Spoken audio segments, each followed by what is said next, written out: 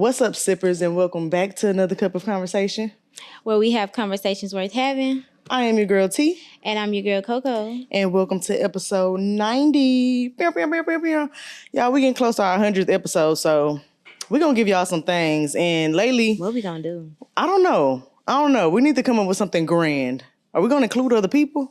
Or it needs to be about us? Mm-hmm. It do need to be about us. Yeah. Okay, so today we're going to talk about something people usually try to shy away from. They don't really like to admit. Mm-hmm. And it's called the art of settling. Mm. And we're really going to talk about the comparison of settling versus compromising. Mm-hmm. But before we get into that, we're going to start with our first segment, how you feeling, how you dealing. But this time we're going to tailor it to the conversation. Mm-hmm. So the question is, name a time you knew you were settling but did anyway. How did it make you feel and how did you deal with it? You go first. Okay. Because I'm still struggling to find an answer. I know off top one time I think I told this story on a podcast before.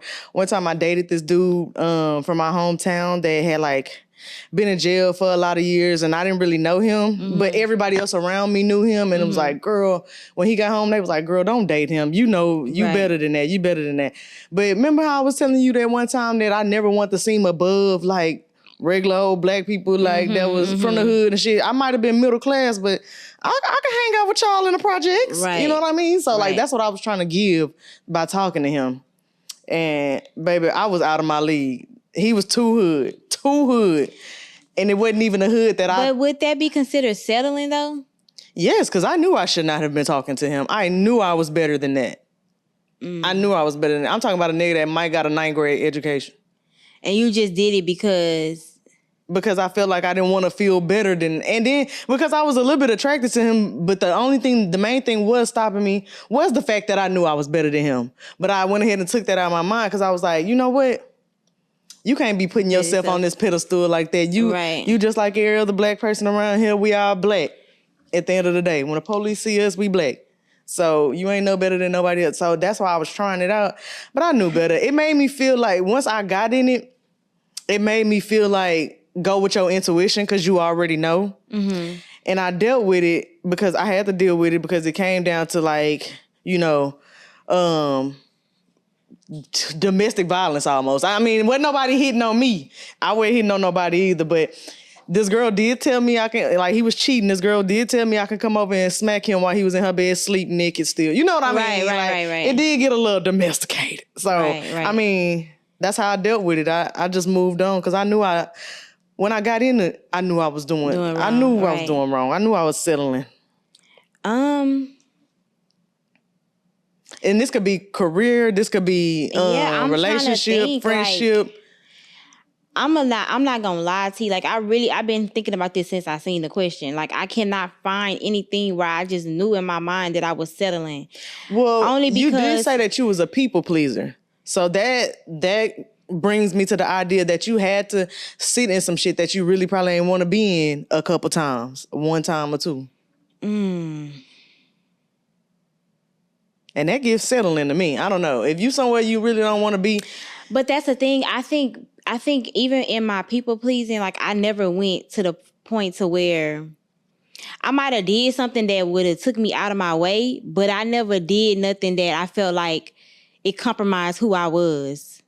That's what I think about when I think about settling. Gotta compromise. You just knew you didn't want to be there. Like you knew you didn't want to be a part of it at the time, and it might have took you a little longer. Maybe like going to an event or something like that. Yeah, that could be. I mean, like that could be it. You knew you shouldn't have rolled with so and so because you know they like to go all night, and you really ain't want to go to that event in the first place, and then some shit happened that you knew.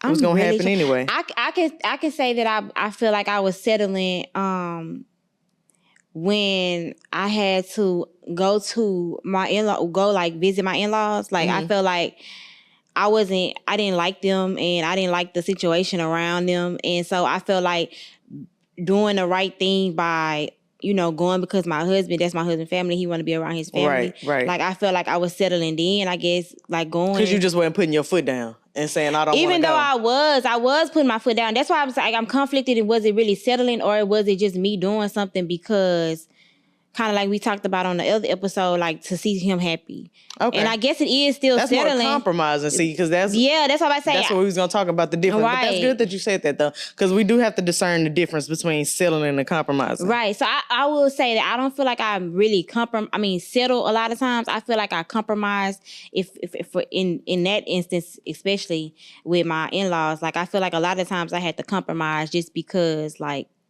Because it's part of the game, you know what I'm saying? That'll make him happy, and he'll do stuff that make you happy, even though it ain't what he really wants to do. Right, because I definitely was like, I ain't going, you ain't going. It was times that we didn't go, and so I think it's just a compromise. Yeah, I can see that. Yeah.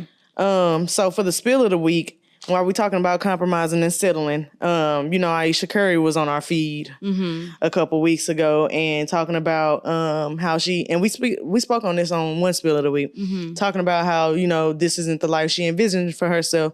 So do you think that a lot of people were saying, well, why would you stay?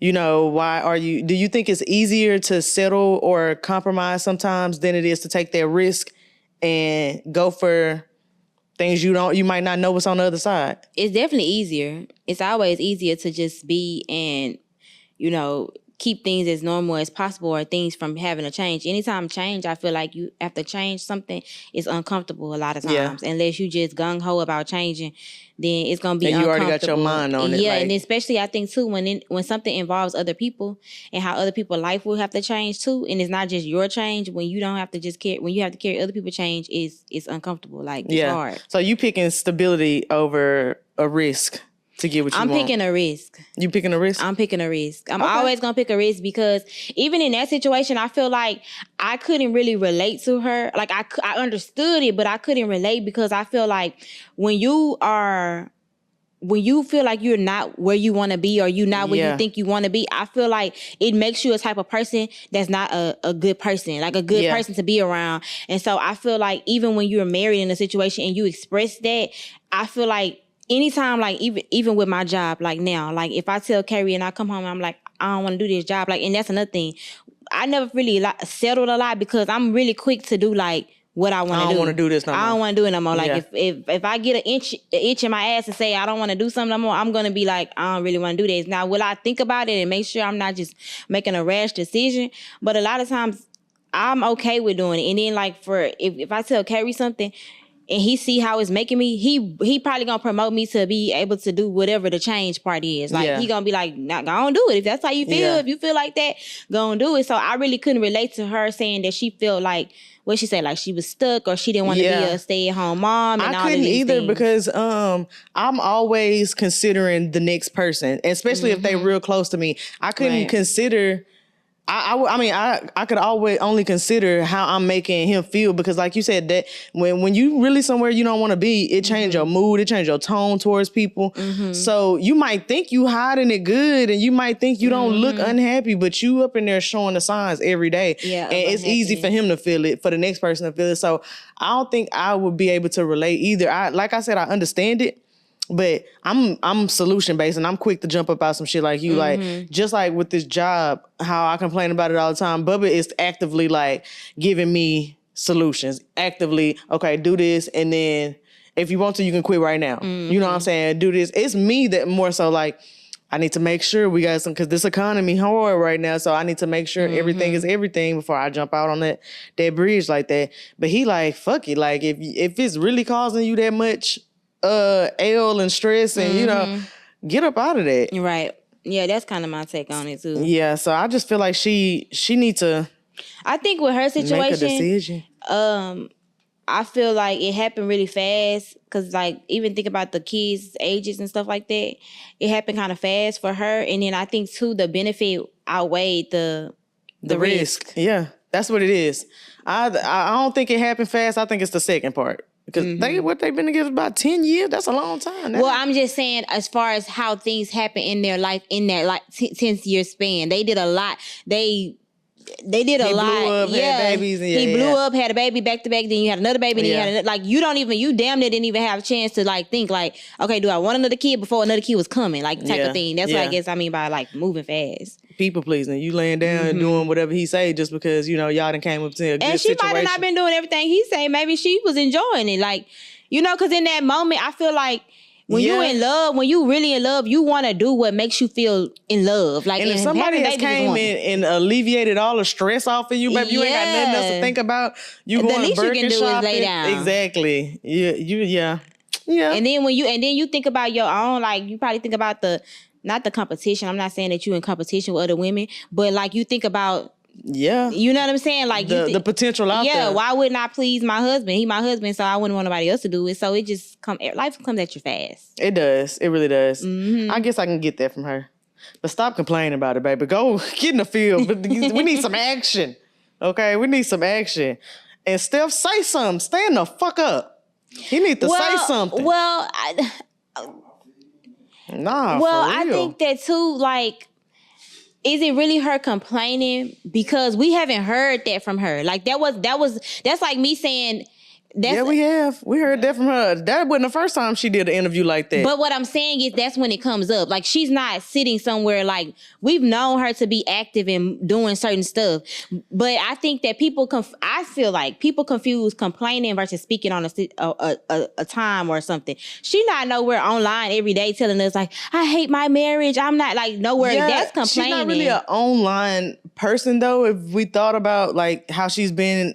since they've been in the public eye for the last few years, she's not really an online person. So the only time she would get to do something like that is an interview. But it comes out in other ways too. Like, you seen the little thing where she was on the Red Table Talk, and they weren't talking about relationships or her marriage and nothing. They just bought another man out, and she ready to take her ring off. Like, let me, you know what I'm saying? You can, like, insinuate that a man is fine without want to take your ring off. Like, it comes up in other ways more than her just blatantly saying, yeah, I've rent, I'm tired. I've done things that I didn't want to do for the last few years. It's coming up in more than one way. That's why I just feel like it's time for her to make some action. It's time for her to make some shake. I really haven't seen much of it, but what is it that she doesn't want to be with him, or? She said that he wasn't her She type. said she feels trapped. I don't think she wants the whole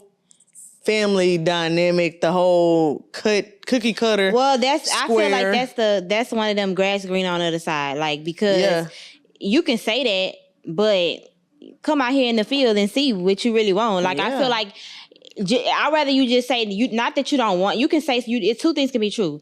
You can want something and want to experience something else at the same time. Yeah. And if that's what it is, that's what it sounds like to me, y'all. After y'all saying it, I don't think that. Maybe she does want to experience another side of life that she didn't because she got married early. But I don't know if there's a way to go about it after you've been married. I don't know what other way. Like, do you say, hey, let's open up our marriage a little bit because I'm a little curious. I don't want to go all the way out there. Well, that would take... I think, and me just personally, in case the grass ain't green, I think that would have to be a conversation with them both, and I'm sure they probably had conversation.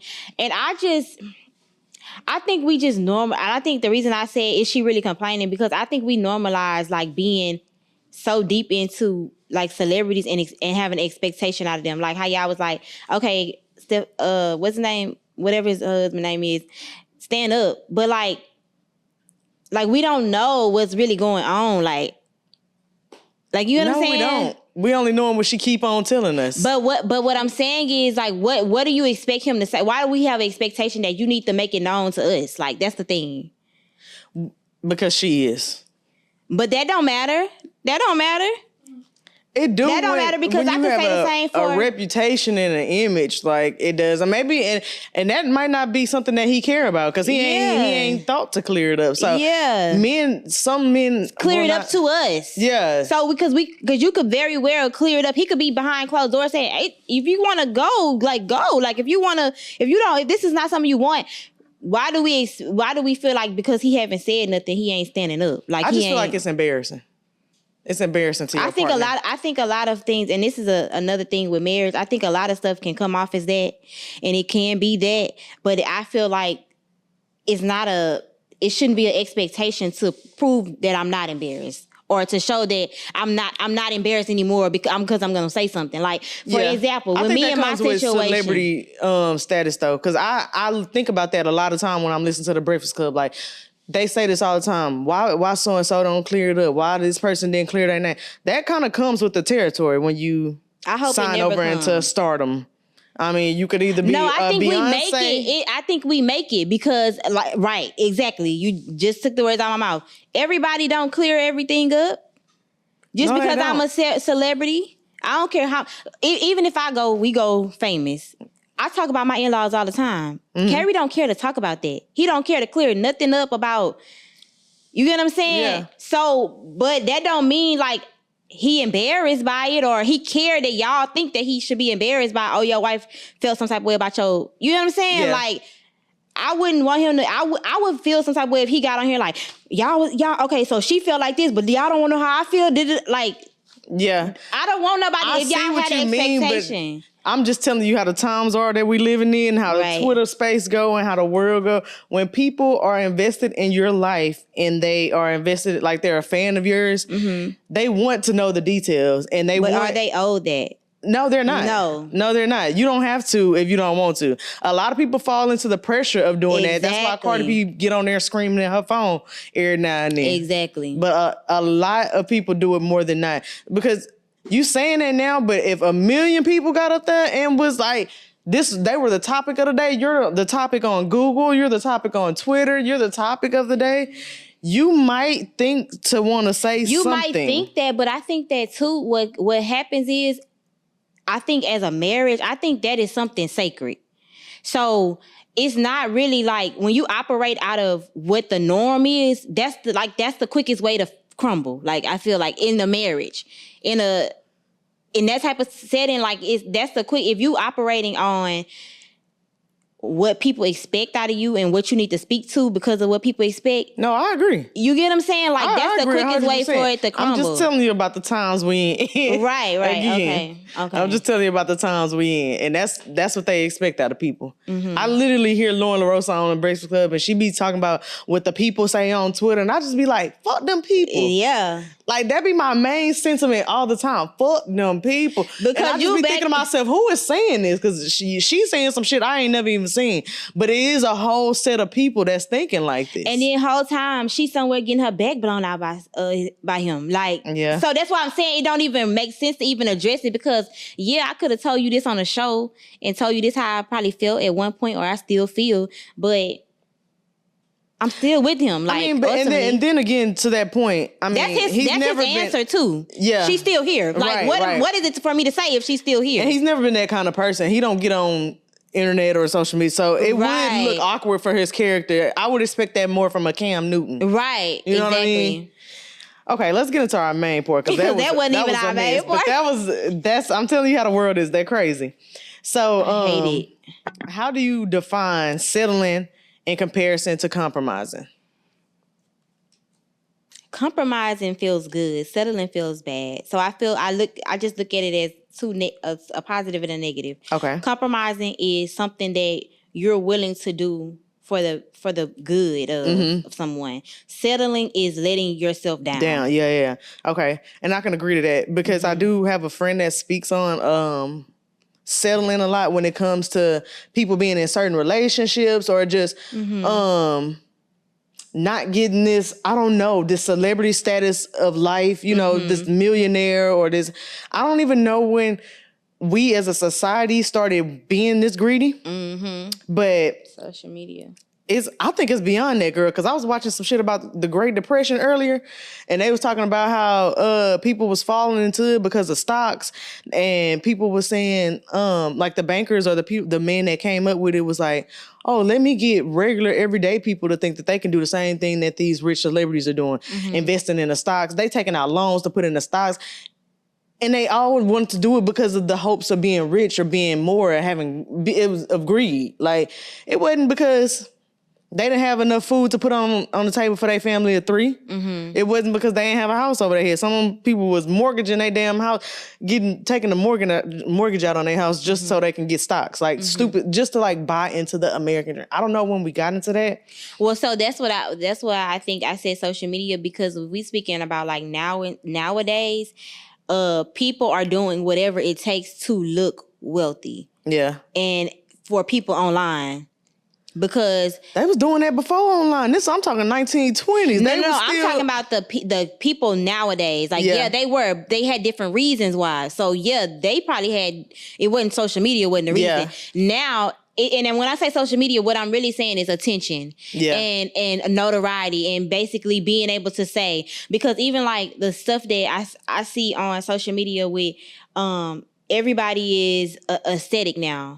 Everybody does everything to be an aesthetic, to be to look rich, I want a millionaire husband so I can have this kind of house. I want a millionaire husband so I can be able to not go to work for real and go shopping during the day like the girls on Instagram. Like, where are you getting the idea from all of this stuff to want this stuff? Right. Social media. Yeah. Like, it's a look. Yeah, a look, an aesthetic. That's what we all chasing. Like, everybody's chasing the aesthetic of, nobody wants brown cabinets anymore because of an aesthetic. Oh my God. Nobody wants a white refrigerator because of like, it's I'm simple so stuff. sick of stupid stuff like that. Like, it be blowing me. It's and real. It really will taint your mindset a little bit, because it come up in the back of your goddamn mind while I'm up in here looking for houses. I ain't never cared about no shit like that. You know, I'm looking for stability. I'm looking for something that we can afford. That's the amount of rooms I'm looking for. Mm-hmm. But now I'm seeing white appliances, and in the back of my damn head, I'm like, no, you don't want that. You don't want these brown ass cabinets. I don't even know. But the shit is ugly. It's only ugly because we have trained our mind to believe it's ugly. Because when we had it before, we never thought, like you said, you never thought about that. Yeah. About white appliances. Why are white appliances ugly now? Because I'm sure but I'm sure if the aesthetic switched and it came back around that everybody wanted oak wood now, and oak wood was the aesthetic, we would go back to having brown cabinets and nobody would care. So I think it's ugly because we've been trained, we've been conditioned to think that it's ugly. Like the whole experiment with, people say that people don't have influence around, like they're not influenced by people around them, but it's inevitable. It really is. They did the elevator experience where they had people get on the elevator, and everybody on the elevator knew but one person, and everybody would get in the elevator and put their backs to the door. And after like one person, they looked around. They just didn't know why they were doing it. They turned their backs to the elevator door. Yeah. And it just happened over, and people in the doctor's office. They did it in the doctor's office. And then everybody, when they heard a beep, everybody stood up, and then they sat back down. You come in and you don't know why everybody's standing up, sitting down. You just you just start doing it. Yeah. You get what I'm saying? That's a real life example of what's happening.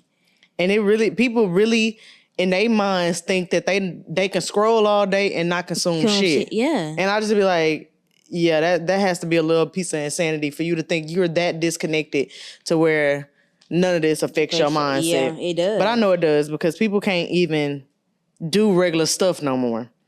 Yeah. But how do you know when you're settling versus simply accepting somebody's flaws in a relationship? Again, when it goes against...